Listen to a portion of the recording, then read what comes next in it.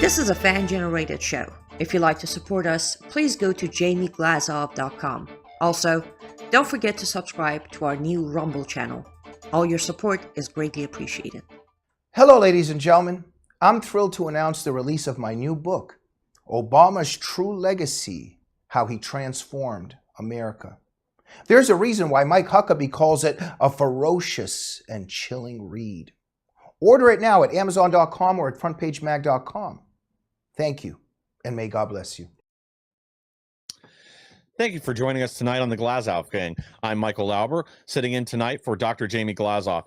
I do want to remind you, before we get started with the show tonight and our great guest, to please go to jamieglazoff.com. I want to remind you that this is a fan-generated show, and we count on your support to bring you these hard-hitting, impactful interviews.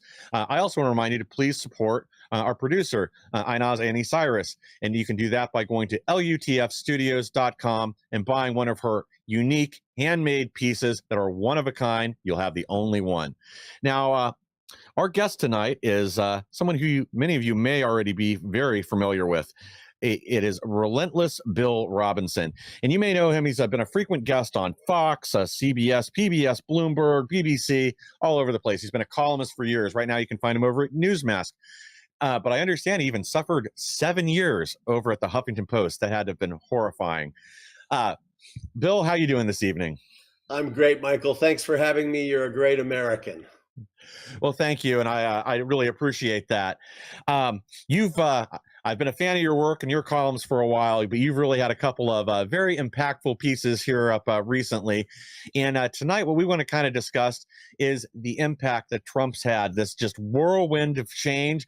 I mean, I think this has exceeded most people's expectations, and anyone whose expectations it didn't exceed, they're currently living in their cry closet. But you've had a number of wonderful articles up over on Newsmax. One of your recent pieces I think we're going to get into here first is Trump returns and ushers in a new golden age. We also want to touch on this just amazing speech he delivered to Congress just a few days ago and the impact that that's had on Republicans and the Democrats. Yes. Well, the article that I wrote about Trump ushering in a new golden age, he didn't really usher it in. That's not Trump's style. They changed my headline title. Trump doesn't usher things in. Trump's like a bull in a china shop, right? He storms in, he kicks in the door, and there he is. There's the new golden age. So as somebody who got to know President Trump a little bit, he's not my best friend. I don't have a cell phone number. He would recognize me when I walked into the room, though. And I got to tell you, the guy is just beyond belief. And the things he's been doing are just, at the speed of Trump, accomplishing more than anybody ever thought he could do. And we all had very high expectations for him. So it's just great to see him in his element and working so hard. One of the articles I really want to write is, we just can't keep up with him. And it would involve multiple interviews of 25-year-olds who work on Team Trump. And, he wakes up at 4 a.m. Because they're all exhausted. They do the best they can, but keeping up with Trump is a hard task. Yeah, I imagine it's just about an impossibility. And I guess this is the thing that the first time during Trump's first administration, he actually did a lot of the things he promised to do when he ran. And I think, that's what surprised a lot of people. Like, I've said this numerous times. I wasn't a Trumpster. I wasn't really in Trump's corner. I voted for him in 2016, but I figured he was going to be like every other politician, that he made all these promises on the campaign trail. He told people the things they wanted to hear. But I didn't think most of them would get done. There'd be, minimal effort. Maybe we'd get a little bit of border security. Maybe we'd get a little bit tax reduction, clean up things a little bit. But he really went to work hard for us. But this second term, he is back with a vengeance. And I really think that 4-year hiatus is what set the table for what we're seeing today. Well, I'm a New Yorker like Trump, and I remember meeting him in the 70s. He was the toast of the town, right? Everybody loved him. He was giving money to everybody from the repugnant Reverend Al Sharpton. Maybe I should just drop the Reverend. To Jesse Jackson and others. He was known for being interested in the community and helping out entrepreneurs, giving them loans and saying, come back and pay me back when you can. And then when they come back, and he'd ask them all about the businesses they'd built with his money, and he'd just tear up the check and send them on their way. He's really a magnanimous guy. And he developed a strong reputation. You could always count on Trump on his word in New York. And you could always count, like, the things he did, like, for years, Ed Koch and the bumbling New York mayors were trying to fix the Woolman skating rink in Central Park. And it went on for years. Those people are a bunch of stumble bums in New York, the Democrat mayors, the Democrat legislators, everything. And then Trump just came in and said, hey, let me take it over. And they were like, well, we don't know. We're working on it. He said, no, let me take it over. I'll pay for it. And he spent $3 million, and in 3 months, everybody, New Yorkers, had their skating rink back in Central Park. And so he's a guy who does what he says and says what he means. And I just knew when he came down that escalator and they all started smearing him and lying about him, that it was a gigantic silo full of untruths on Donald Trump. We're seeing that now. Yeah. Well, I mean, that's about all we see. And I think that's part of why we're seeing this just utter meltdown in the Democrat machine is, our media throughout the course of the election cycle, that roughly 89% of the coverage of Trump was negative, or roughly 89% of the coverage for Kamala Harris was positive. And the normies in the middle just don't believe it. Like, they can smell a rat. They know something's not right when that's how the messaging looks. When everything that Trump does is a disaster, is going to destroy the country. He's Orange Hitler, it's fascism, blah, blah, blah. He's an existential threat. And then once he wins, you see at Jimmy Carter's funeral, you see him sitting next to Barack Obama, and they're laughing about it. None of these people believed a word that they said. Their messaging machine is now dead in the water. It's not going to improve. I mean, with a 60% drop in ratings at MSNBC and roughly a 40% drop at CNN, their mouthpiece, these Democrat operatives masquerading as journalists, they have no power left. Nobody believes them, and I don't think that's going to change. Do you think the Democrats are going to do anything to regain control of the messaging and the narrative? I think they're trying. They're like a bunch of Helen Kellers stumbling around in the dark. They really have no idea, because they don't know how to be authentic like Trump. They don't know how to tell the truth. They're so stuck on this path of mendaciousness. It's like a conveyor belt. They're just all telling the same lies. The talking points that they distribute to the media, and then you have all the squares coming up with all the media saying the same thing. The journalists are a big part of the problem, but they're finding out real quick that they're going to get their just desserts in the end. I think the Democrats, before we go too deep into the Democrats, we have to just stop and give a gigantic belly laugh at their current position, because it is so deserved. It is so needed for them. They always had this smug, holier than thou, smartest people in the room attitude, and when in reality, they were some of the dumbest Americans ever. And so giving a good laugh and letting out a deep breath of fresh air and saying, wow, we're liberated from these awful people and their constant tyranny, is just a really good thing to do. I know everybody feels relieved, but we have to continue feeling relieved for a little while, even though they're continuing with their satanic antics. Yeah, well, you've got that exactly right. And I really think their messaging now has devolved into theater art. It's whether it's ping pong paddles with little phrases on them, carrying those at Trump's speech, or this just idiotic choose your fighter Mortal Kombat video they put up the other day, or the troglodyte waving his cane and then getting thrown out of the speech. They just look like a bunch of petulant children that don't know what they're talking about. They don't know how to connect with America's Americans, and I don't know why they've chosen some of these hills to die on, whether that's they're in it through thick and thin for the LGBTQ tranny madness nonsense. They're going to die on that hill. Doge has made them argue for the IRS, for government waste, against firing employees at the government that are useless. They've backed themselves into a corner that I don't think they can escape from. I agree completely, Michael. And I hate to agree so much, but you and I are in complete agreement on a lot of these issues. The Democrats are on the wrong side of every single issue. There's not one where they can hold the moral high ground. I mean, from abortion, obviously, there's no moral high ground for them on this. They're Hmm. just, it's awful how they are about abortion. And immigration. You thought they finally got the message during the end part of the campaign when they started saying, "Well, yes, we have to do something about immigration." Well, they're back to their same old tricks, and they've opened up their dirty bag, and they're trying the same old stuff. Now, immigration is something that's nothing new.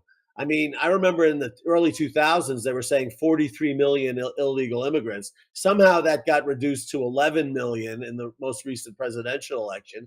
There's no question that there's tons of illegal aliens running around in our country, and a lot of them are voting. That's the Yeah. whole reason that they were opening the borders. Teddy Kennedy was doing it. The Lion of the Senate. Oh, please, come on. He wanted open borders so that no Republicans would ever win elected office again. And just to add a little touch of something that people don't really talk about, just like the war in Ukraine, the open southern border in America, the real subtext is not just winning votes and no Republicans ever get elected and bringing in fentanyl and killing our people. There's also a real solid demonic aspect of child sex trafficking down there in Ukraine, Yes. especially, but also on our southern border. They were talking about 225,000 kids disappeared. They're talking about 300,000, 500,000. You can never trust a Democrat with their numbers because they'll always lie. And then once you point out, they start raising their numbers. That's how you can tell that their numbers are lies. Well, yeah, and I think it's even more insidious than what you just said. It's when they're flooding all these military aged men across our border right now. Because again, make no mistake about it, that's the majority of the people that are coming over. Numerous jihadis. We've caught a number of terrorists off the watch list trying to cross, and those are just the ones we caught. So who else is here that we don't know about? But it's also this scheme that's gone on for years now. And Trump did try to fight this in his first term with the census in 2020. But it's Yeah. counting all these illegal aliens that are in California, New York, and other states that add to their representation in Congress, which means they're stealing seats from red states. And right now, I think the last number that I heard, I'm trying to remember if it was either 36 or 38 seats right now are misapportioned to blue states due to illegal immigration. That's Because again, it's always the blue cities where they're going to flood. It's going to be, LA and California. Well, all of California, basically, Chicago, New York. And then that gives them an artificial boost and it steals representation from the American people that deserve it. Well, the census is one way they've been cheating on the apportionment of congressional seats, House seats, but they just carry on with being wrong in everything. And in spite of even people like Michael Moore warned them, the just the disgusting Michael Moore warned them they were going to lose the first time to Trump, and now you've got Carville and you've got Bill Maher, and you've got all these people saying, get your act together, get your messaging straight. But even they are missing the point. It's not about messaging. Messaging Yes. is lying. So you're going to take a poll to find out whether Americans support abortion? They don't. It's obvious. 82% of Americans self-identify as Christians. Now, not all of them are strong Catholics. Not some of them are, very not as devout as others. But mostly, Americans agree that abortion is wrong and a bad and sinful thing. And open borders, and also, we've just come through an awful 4-year period where they completely destroyed our economy with COVID. And these are all people who are in bed with China. So that was a nice little scheme that they developed with the Chinese and released it on our country, destroyed our economy, and made it so they could tell everybody what they could do: not go to church, not go to school, not, it was just so obvious. So they won't stop with this. And the only end game I can see is to ban the party. This country needs to be free of communists, socialists, Democrats, liberals, whatever we're calling them. It's all the same thing. So when Bernie Sanders calls himself a Democrat socialist, he's just borrowing from Marx himself, who said when we go into these vulnerable geographies, we start saying we're socialists, so it sounds so nice, and everybody's gonna have a great job, and everybody's equal, and that's the last step before full blown communism. Then the masks come off. So these people, I'm so tired of these people don't represent democracy. They're full blown communists. And Yeah. even the moderates, if there are any more moderate Democrats, even the moderates are completely out of their minds. They have no decent ideas. So when they try to compete against a genius like Trump and a genius like Elon, it's obvious to the electorate they're going to vote for these guys. And it was just a miracle. There were so many miracles on the side of Trump. I mean, I couldn't believe, nobody could have ever predicted that he'd have RFK Jr., Tulsi Gabbard, and Elon come in during the home stretch and align themselves with him, because it was so obvious what that meant for the Democrat Party. Well, I mean, I think that's another, I don't know if it's a symptom of the problem or how exactly you want to look at it, but these were all more reasonable, moderate Democrats. Now, I do think some of them have had somewhat of a political evolution over the last 4 years, but these were all people firmly on the left. And they might not have been moonbat crazy like AOC, but their party has driven the moderates out and continues to do so. I think especially after this just pathetic display at Trump's address to Congress. Because, I mean, the fact of the matter is that only one out of their entire party could even stand and clap for DJ, sorry, I'm blanking on his last name. DJ Daniels, sorry about that. This poor kid that's overcome multiple surgeries and for brain cancer. The fact that only one of them could stand and cheer, and they couldn't, the whole party could not stand and cheer for anything else except for giving more money to Ukraine and another 5 years of war, thanks to Pocahontas out there. Yes, well, it was really a horrible display of soullessness. Yes. These people, they don't believe in anything bigger than themselves. That's really the real problem in the entire party. And what is Ash Wednesday for to a Democrat? It's to fake like they're Christians and get a big black cross on their forehead. That cross means nothing to them on their forehead, but they all feel like they have to go out and get it. And that's really sad, because God knows, they know deep down inside. And so when they treat a little boy like that, who's been through so much, with such a lack of compassion, it almost crushes the human spirit. I mean, we're all almost crying for this little boy and what Trump did for him. I mean, it wasn't a lot. He had the Secret Service head up there with a badge. That's not a lot, but to that boy, it meant so much. And I'm sure it caught his eye that a little more than half of that chamber was up going wild for him, and the other half was sitting there like stone statues, completely devoid of feeling. Well, I mean, the good news is the public saw it too. And support for the Democrats has already been in free fall since the election. I mean, I've seen polls with it as low as 23 to 26% support for the Democrats, where it continues to rise for Trump and for Trump's agenda, especially now, and for things like this, where you can bypass the media filter.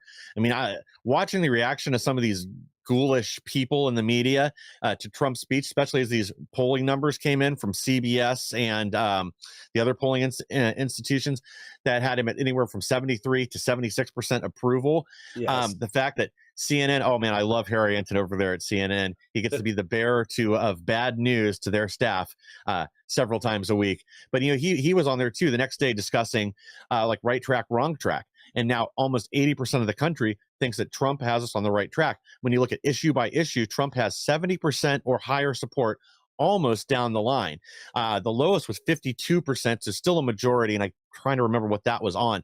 But everything is in the positives for him right now, for him and the Republicans. I'd really like to see the Republicans in the House and the Senate capitalize on this more, but I think even that has had an effect. I think some of the staunchest rhinos, or as I like to call them now, undocumented Democrats, even they haven't really crossed Trump, other than a few on some of these votes for his nominees. And that's something else you and I were discussing off air we should get to, is the fact that he's gotten every single nominee through and approved, with the exception of Matt Gaetz, who had to bow out. Yeah, I want to get to the nominees in a second, but you did refer to the polls. And as the polls have been looked at with more and more suspicion over the last 20 to 30 years, Republicans and conservatives, real Christians, real Jews, real people of faith, and people with conservative American values, as they look at these polls, they're like, no, there's no way. That's nonsense. And it's been going on for so long. Americans are so tired of it. So one real example of this is ABC News. They all have their Wall Street Journal, Quinnipiac polls and their ABC Mhm. News 538 polls. So recently, ABC News fired Nate Silver in 538. Now, Nate Silver is a horrible little toad and a real fake poser. Everybody during the first election and before, during Bush versus Obama, and I'm sorry, during Obama versus all the Republican candidates that he chewed up, Nate Silver was always as being too far ahead. And so I think that you're going to see a massive shakeup like we're seeing in the lamestream media in the polls, and that's going to be a good thing because they're all going to move towards a more Trump centric poll result everywhere you go. Now, regarding the nominees, I mean, they had us thinking that they were going to stop every single nominee cold in their tracks. Well, of course, more lies from a smaller part. They're not even in the majority. They always puff up their chests. Oh, there are more Democrats than Republicans. No, there aren't. Not that many people are insane. The vast majority of Americans are conservative value people. And so it's just another example of how they sail through. Now, it was close in the Senate on a lot of them, but they won, and that's the importance of getting those few seats in the Senate and the House to help get these people through. I'm very pleased with how the House has remained very cohesive. I think I'm not a big fan of Johnson, but I think he's done a job that should be complimented on keeping people together. I think if, for instance, we had Kevin McCarthy in there, we'd be having all kinds of problems. But Yes. in the Senate, I am deeply disturbed by the continued turncoat antics of Susan Collins and Lisa Murkowski and of course Mitch McConnell. These Yeah. people have to stop betraying the party that put them in office, and otherwise, we just need to start primarying them like crazy. I don't know how many of them come up. I guess McConnell comes up soon, but anyway, it's been a real joy to behold, with the exception of Gates, that every single nominee has won acceptance, won the position. So that's a good thing. Yeah, and to see his whole team fighting. Now I know there's a lot of people who would like to start seeing some arrests, but all of Trump's nominees are up there doing their job, especially Doge. I mean, I think that's been just eye-opening for all Americans, seeing this just insane level of waste, fraud, and abuse, and more continues to be uncovered. And these last few stories, another, Scott Bessent over there, too, and Lee Zeldin at the EPA. Zeldin's story, this recent, I mean, this is just breaking, so we're still getting all the facts on this, but this massive level of money laundering through the EPA, $20 billion that went primarily to NGOs that hadn't even been in existence for 9 months yet. Some of them hadn't even filed proper documentation with the IRS for their charitable status. But we're laundering billions and billions of dollars through these. They're all owned by Podesta, people around Obama, people around Biden, and it's basically a pass through that each organization takes their piece. They pay salaries, they line their own pockets, and at the end of the day, less than 5% or as much as 5% of the money was actually making it through to the causes it was supposed to be. And there's also Stacey Abrams. I think unveiling a lot of this just insane levels of money laundering is really woken up a lot of Americans. And then again, watching the Democrats fight against this in the court, fight to keep these fraudulent checks going out, has been just devastating to their party. Well, I think none of us really thought. We all kind of knew this was stuff. This theft of money and fraud of money was going on, but we never thought it would come to be exposed to the sunlight so quickly. And that's Elon and Trump getting together and figuring this thing out. So God bless them, and let's keep it up. Well, we do have to take a quick break, hear from our sponsor, and then we'll be right back with even more. I hear every day about the products you all wish MyPillow carried. Well, guess what? We probably do. Slippers, bathrobes, pet beds, blankets, mattresses, sleepwear, loungewear, duvets, comforters, pot holders, aprons, oven mitts, and so much more. And they're all on sale. For example, get our best-selling standard MyPillows for only $14.98. Body pillows, $29.98. 6-piece bath towels or kitchen towel sets, just $29.98. Multi-use MyPillow 2.0s with pillowcase, $9.98. Save $40 on our Spring Percale and Giza Dream bedsheet sets. Any size, any color, and so much more. So go to MyPillow.com or call the number on your screen. Use your promo code to save up to 80% on all MyPillow products. And I've never done this before. When you spend $100 or more, you're going to get 2 standard MyPillows absolutely free. Thank you for staying with us. And guys, if you for some reason like sleeping on rocks and don't want a MyPillow, go get some My Slippers. They're amazing. Trust me, I wear them every day. I've had my pair for years. I should have grabbed them during the break so I could show you. They're a little roughed up, but it's all high quality. Use code GG21. You won't regret it. Before we get back to the interview, I do want to also give a quick shout out to some people watching us in the audience, like Dr. Jamie Glazoff and Josh, Veronica, Kelly Song, Ian, and everybody else out there. If you guys have any questions for Relentless Bill, send them in. We'll try to get to those before we wrap up here. Well, before the break, we were discussing a variety of issues. But I guess the other thing that really impressed me with this, I think the speech Trump just gave to Congress is probably the best speech I've ever seen him give in his entire life. And I mean, I think this man was firing on all cylinders. But the other thing that really stuck with me about this speech, besides the just utter embarrassment that the Democrat Party has become, is Trump, a lot of the people that he brought in as guests to the speech were victims of Democrat policy, whether that was due to the open border, excuse me, or victims of the LGBTQ tranny madness propaganda in our schools. And I think that was just an absolutely brilliant move on his part to show the faces of the people that have been harmed by the policy of the left over the last 4 years. Well, I think it was completely by design. Trump loves, as I said, he's magnanimous. He's got a huge heart. And he really feels, I've never seen him cry, but you can tell he's crying inside when he visits a little boy in the hospital, or when he visits a soldier, or when he has to be at the Air Force Base to welcome the remains of slain soldiers. The man is so compassionate.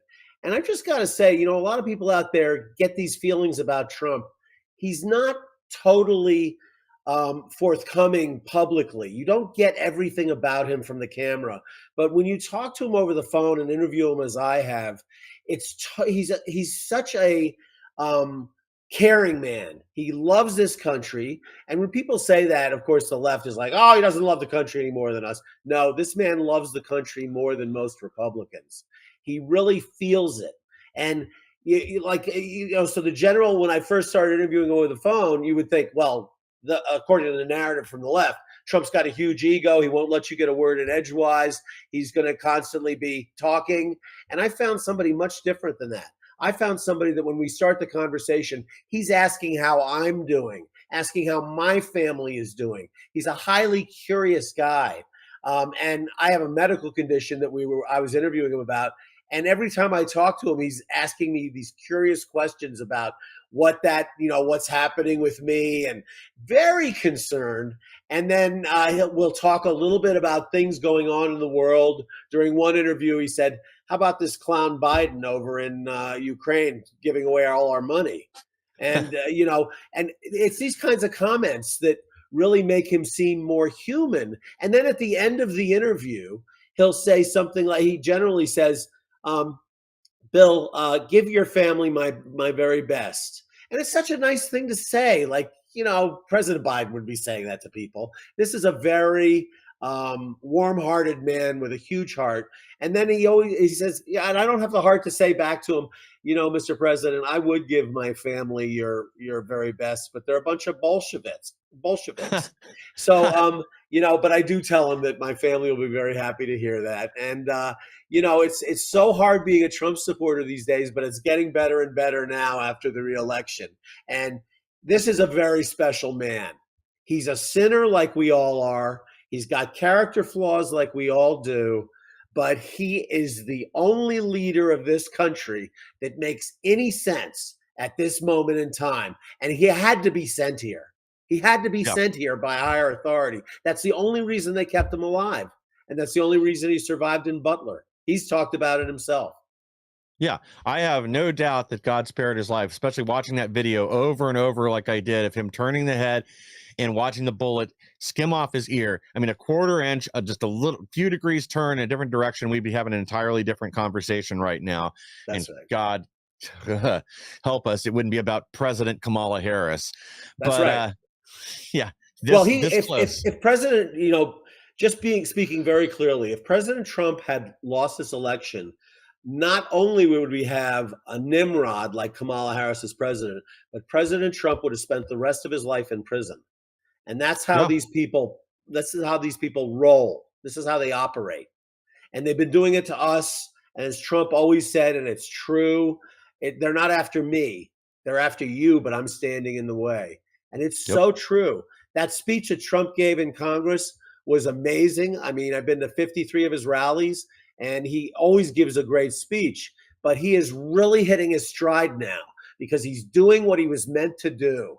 And he's not giving up, and he won't back down, and he won't give in. Well, and I think that's the other thing they hate about Trump is his bluntness in this, especially in this last speech, laying their failures right at their feet, calling out Biden, calling out the Democrat machine, calling out things that happened over the last 4 years, and making it extremely clear, even to people that aren't paying attention to the news and the news cycle, exactly where their problems came from. And I'll be honest, like the other big message that I think the Democrats sent after their behavior during this speech is it isn't that they have a different plan or a different path or just see things differently than Republicans and President Trump. It's becoming more and more evident that they hate America, that they are anti-American.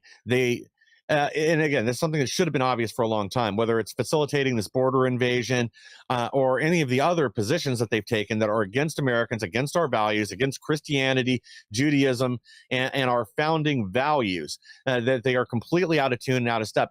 And I think Trump's victory and the successes that we've had over the last several months have also gotten more people less afraid to speak out. We talked about polling earlier. One other really interesting poll I saw just earlier today is that now we have 60% of voters under 40 approve of President Trump and the job that he's doing and the agenda moving forward.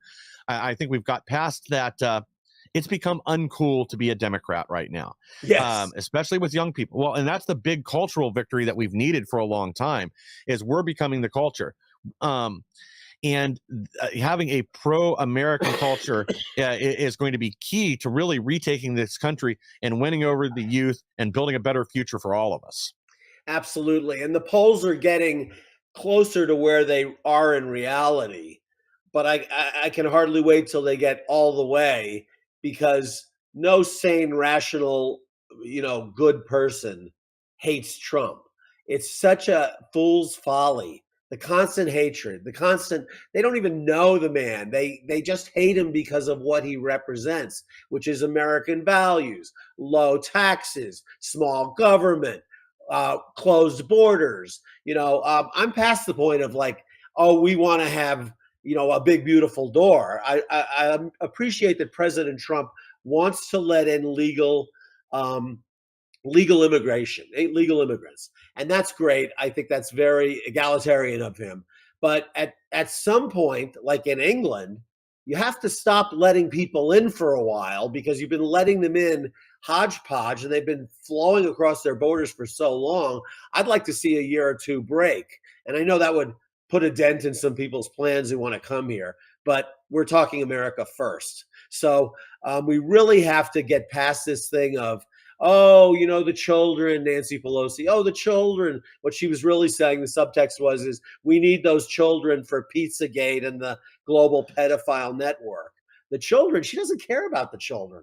So, but President Trump does, and he's going to help find those children. He's going to help clean up our schools. There's so many things that are great about President Trump. And yet he does make some mistakes. His first term, as much as he accomplished, he had some people around him and underneath him that were working against him and weren't rowing in the same direction. And I'm hoping and praying that he avoids that in his second term. I think he is. And I think he feels that very much. He feels Americans are pulling for him and praying for him, that he doesn't make any mistakes by bringing in any John Boltons or Bill Barrs or any of these other, sycophants that sometimes escape his net. And so Yes. I'm just so pleased, and I know a lot of Republicans, Trump supporters, conservative, Christians, Jews, whatever. We're just thrilled, and I want to keep the enthrallment going. We need to keep that going because they're still coming after us.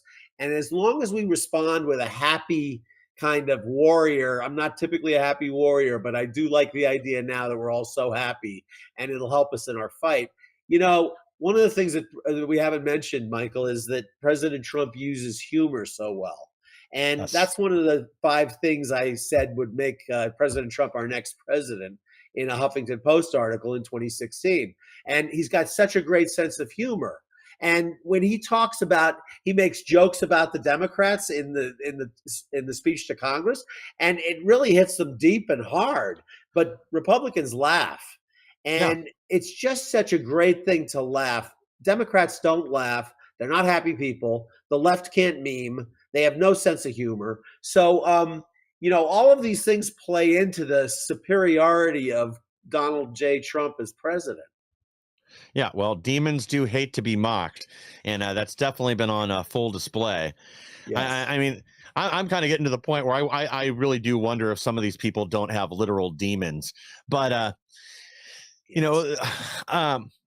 you had another just excellent article too, and you and I recently were both fortunate enough to go over to Belgium for the Making Europe Great Again event on behalf of Romania, and that's a whole nother situation. What happened to those poor people in Romania having their elections stolen out from under them under false pretenses, and with Kalin Drăgescu. But That's right. One of the other big takeaways that I had over there is that Trump's election here didn't just make us a lot more hopeful, make it feel like America's on a better track. It's the entire world. Now, in some sense, that does seem to be disintegrating in certain nations right now as we watch the UK devolve into a thought police and I don't even know what to call it now. Earlier today, I actually just watched a video from Paul Joseph Watson discussing how they have some experts within their country that think they're literally on the verge of a civil war now, just because of the strife from the invasion that they've had and the Islamification of London, that people don't feel like it's their country anymore, and they're not wrong. But I do think Trump's election put not just our country, but the whole world potentially on a better path. But at the same time, we see these Eurocrats pushing for war in Ukraine right now like it's nobody's business.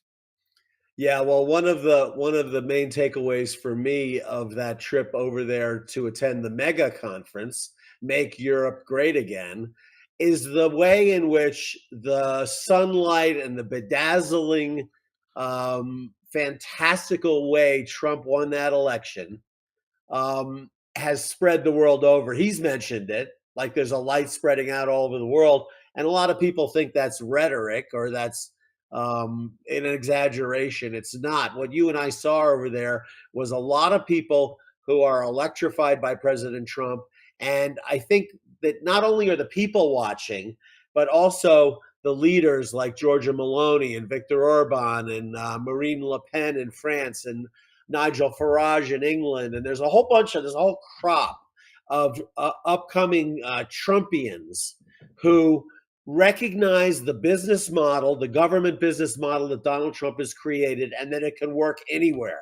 They're particularly excited about Doge because they all know the EU's been stealing from all of the 25 or whatever nations there are over there. So it's really exciting to see that this is spreading and it's catching on like wildfire because it needs to.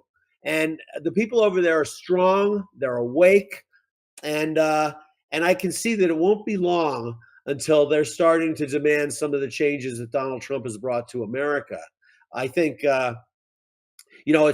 it's I can hardly wait until we have a second MAGA, a Make Asia Hmm. Great Again. Can you imagine how much those people will love what a Trump personality could do for their culture and their society? I mean, in China or in Vietnam or in Singapore. I mean, even in Singapore, which isn't communist, um, Yeah. they're they can really benefit from Trump's master plan. Well, and I do think we'll see that soon in Asia because we do see it growing in South America now. You know, um, Javier Milei was kind of well, I guess he was kind of the second one that was highlighted, but Yes. they've completely turned Argentina around. It didn't even take him a year to do it. We also have Bukele over there. That all it took was eliminating these thugs, these MS-13 monsters that had overtaken their country and destroyed it. But you lock up 80,000 gangbangers, suddenly you have the safest country in South America. They went from having the highest murder rate per capita to the lowest murder rate per capita, and they did it in under a year.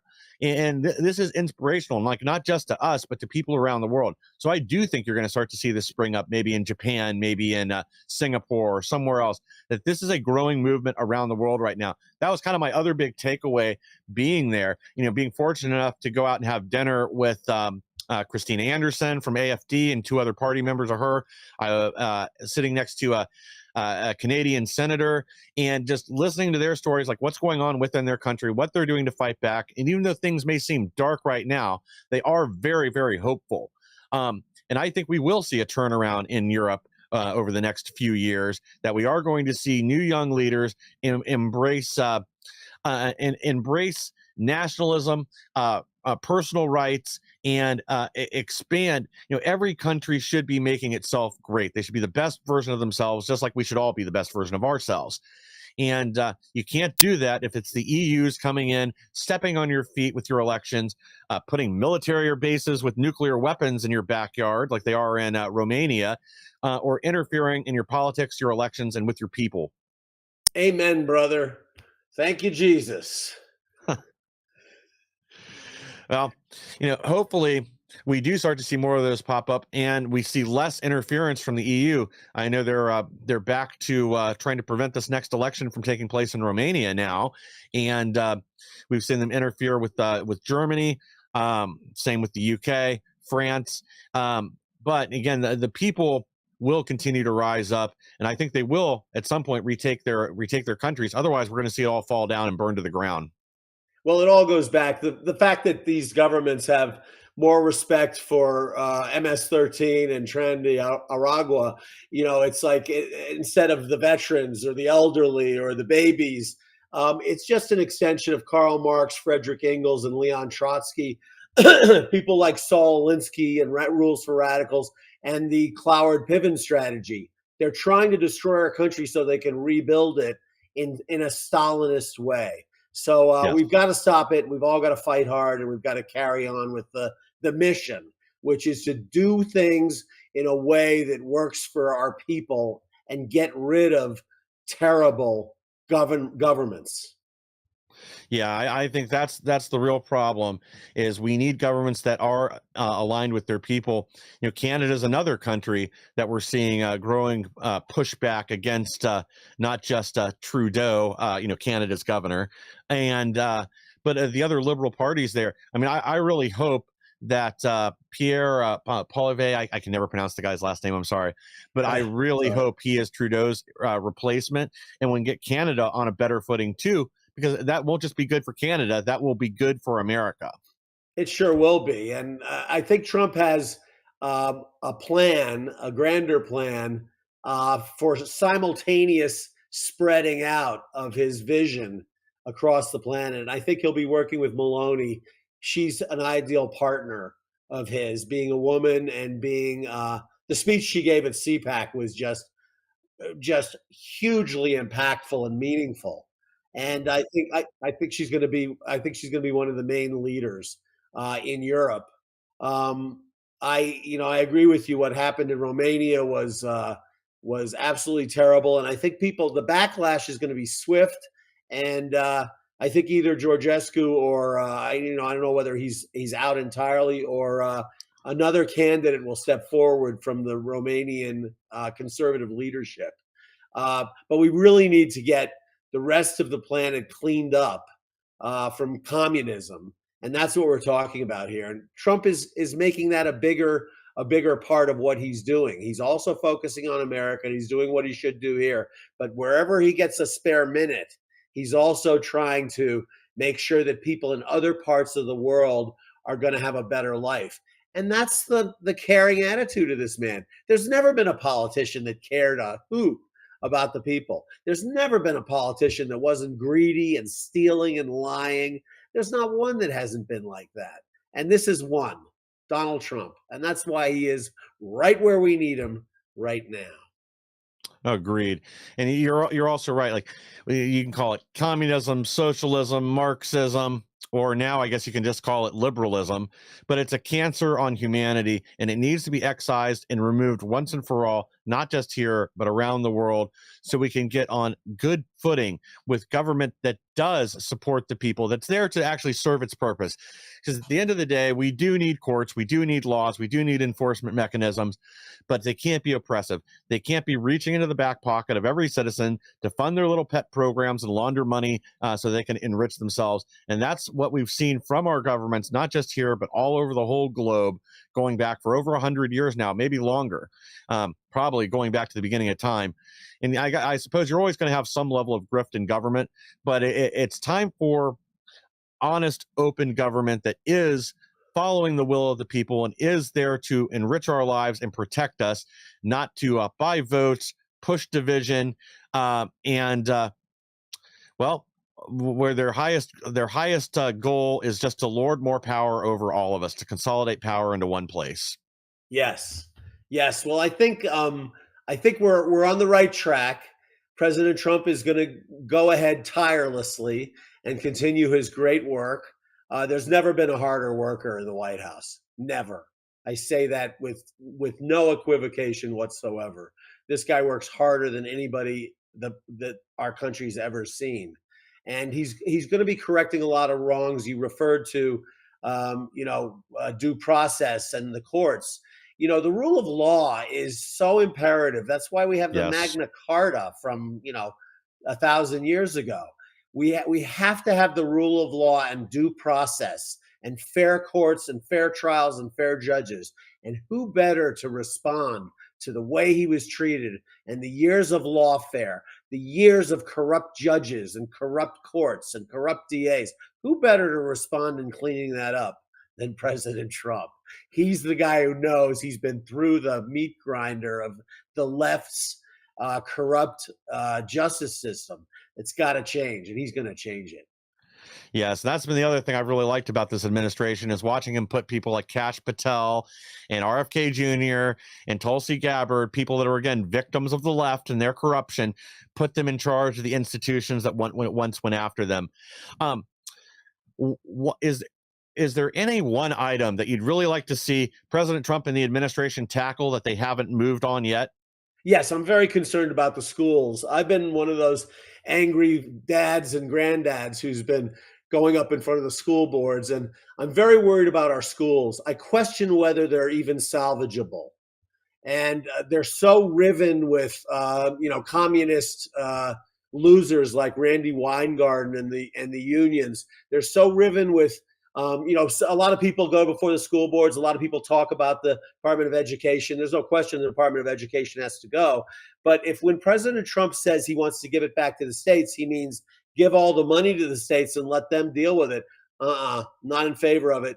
He needs to retain all the money and give it to only good school districts. And that's going to involve a staff of a pretty large staff, not as large as the Department of Education has now. But, people are standing up for teachers and saying it's a noble occupation. Yes, it is. Yes, it was. Right now, we're dealing with such a large level of green-haired teachers with neck tattoos and bones in their noses.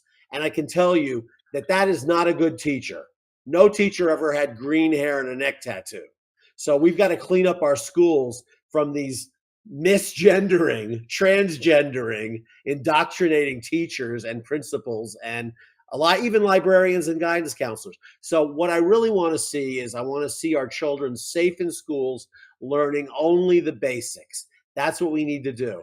But it may only be possible through school vouchers, school choice, homeschooling, things like this. I'm not sure yet, but I'm very concerned with our schools. And if we can worry about the economy, we can worry about immigration, but if we're letting our kids get hurt in public schools, all is lost.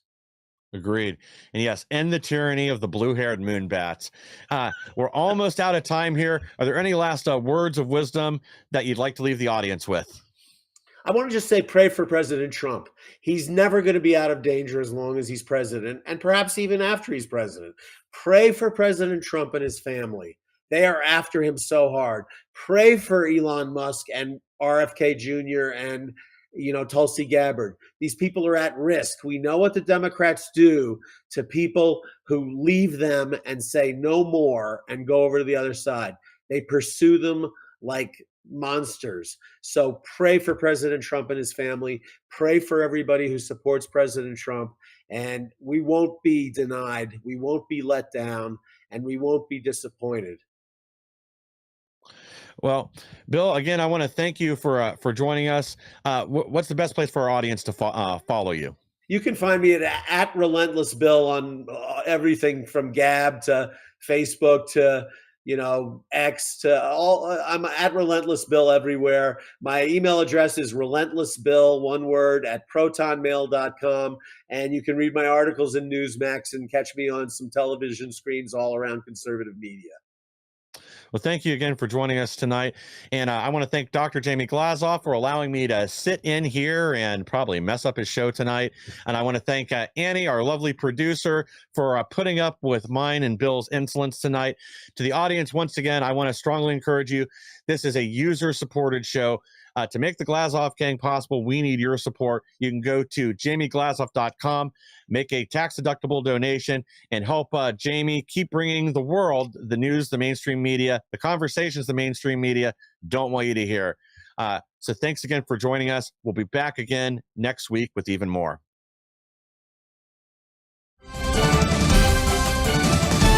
This is a fan-generated show. If you'd like to support us, please go to jamieglazoff.com. Also, don't forget to subscribe to our new Rumble channel. All your support